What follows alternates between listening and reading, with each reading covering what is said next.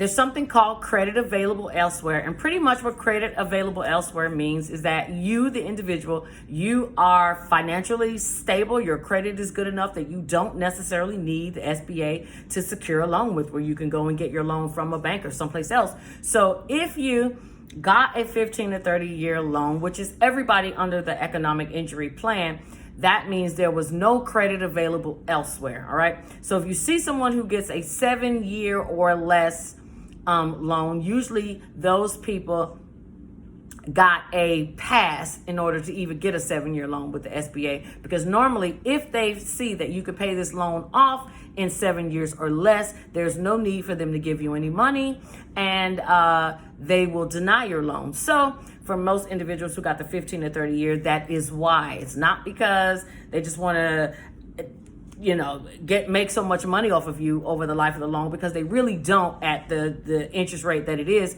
but it's because there's no credit available elsewhere. So that's just something that you guys probably didn't know, but I wanted to share.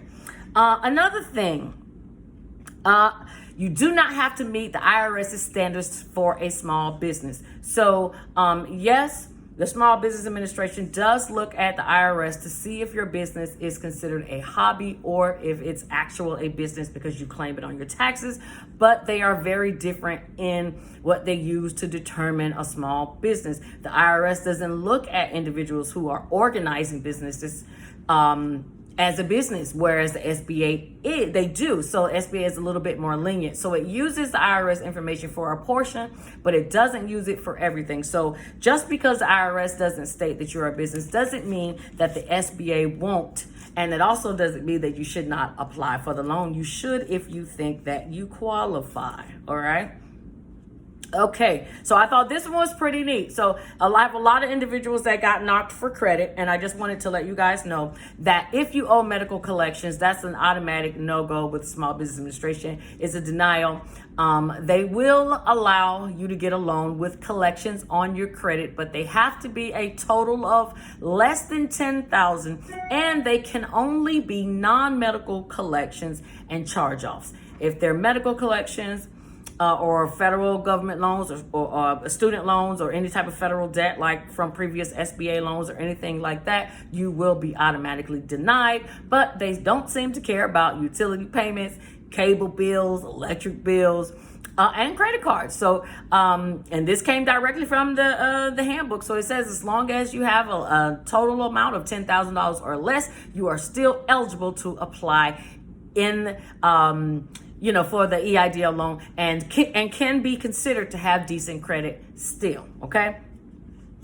Also, if you had a foreclosure, I thought this was kind of neat. So if you've had a foreclosure previously, you can still apply as long as the foreclosure was 2 years or more. So don't feel that just because you've had a stint of bad luck, your financial situation has been a little weary, a little wavy, a little bad stuff going on, don't give up hope. You can still apply for loans. You just need to read that disaster handbook to see if you qualify or not. Now, I have a lot of people that come to me and they show me that they have gotten denied for multiple applications, and I'm going to tell you exactly what that means. Multiple applications means one of three things. Someone has used the same EIN, someone has used the same SSN, or someone has used the same address. If you use either of those more than once, the SBA automatically lumps them into one, and they cancel out the latest one, and they only go by the one that you used the first time. So that can indicate one of two things. One, somebody could have your information and they are applying for a loan without your permission.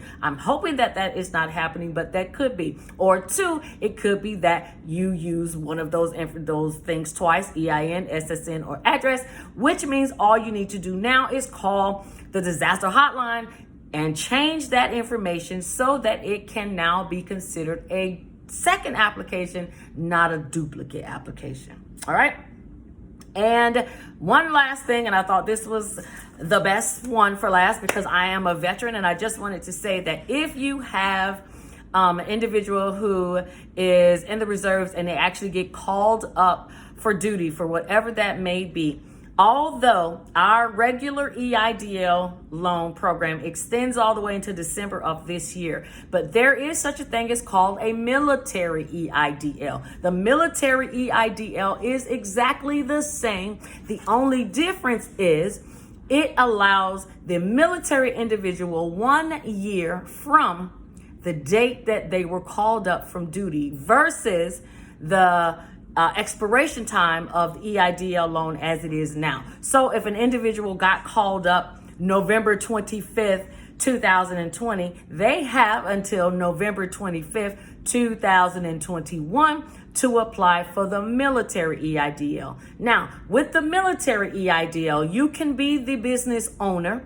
You can be a owner who has more ownership of more than 20%, or you can be a employee who is what they consider essential to your job. Now, being that you're military, you will already be deemed an essential employee just because you're military. But if your position is essential or very vital to the job, and by you leaving, the business suffers, then the business owner can apply under the military EIDL. So it doesn't really necessarily give you any more money. It doesn't give you a cheaper interest rate. It's the same interest rate as the regular EIDL, but the only difference is you get more time to apply, okay?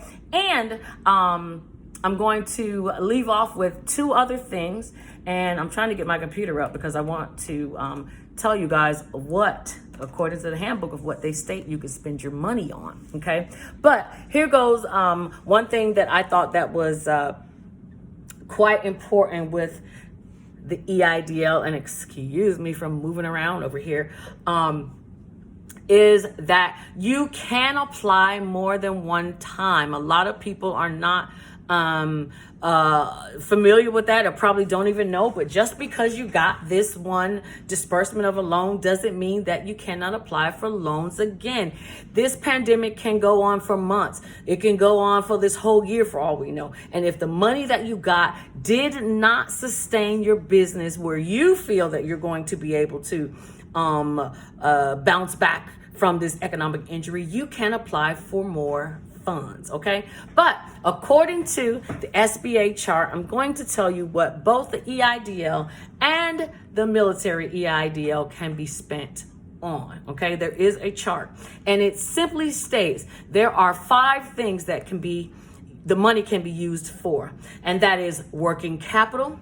That is working capital with periodic disbursements, notes payable, accounts payable, and custom use of proceeds. So I mentioned that because there are always so many people talking about you can't use it for this and you can't use it for that, only because they're not reading the difference of what the PPP loan requires and what the EIDL loan requires. And just in that last checklist that says custom use of proceeds, that can be just about anything, folks. Anything that's going to help substantiate your business. So what I would state that you do with that disbursement money that you get, buy yourself a receipt booklet so that even if you forget your receipts to keep, you can always write up what it is that you spent, have somebody else sign, and you keep, and you sign as well, and you keep that so that you have proof of where you spent your money.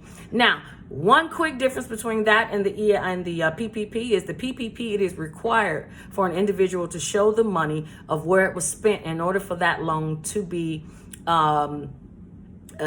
considered non-taxable, where they're not going to charge you any interest. They're going to make that portion of the money a grant, right? 80% of that is non-taxable if you can show that you spent that money on business expenses. Now, under the EIDL, you don't have that option of it being non-taxable or no interest or anything being charged on that, because that's not how that loan is set up. But what you can do is you can keep those documents, and if you happen to get audited, then you are required to bring those documents. You are not required to have them with EIDL, but only at the request that you are being audited or someone from the SBA is asking to see them. That is the only time that you have to provide those. So I just wanted to bring up that differences, bring up some good things about the EIDL that you guys probably did not know. I'm sorry that this video is a little longer than normal, but it's a lot of information to get out. So if you guys have any questions, please inbox me. Leave the messages below. Again, thank you guys for your time. Please like, subscribe, and share my video. I hope I gave you guys some wonderful and useful information. Bye.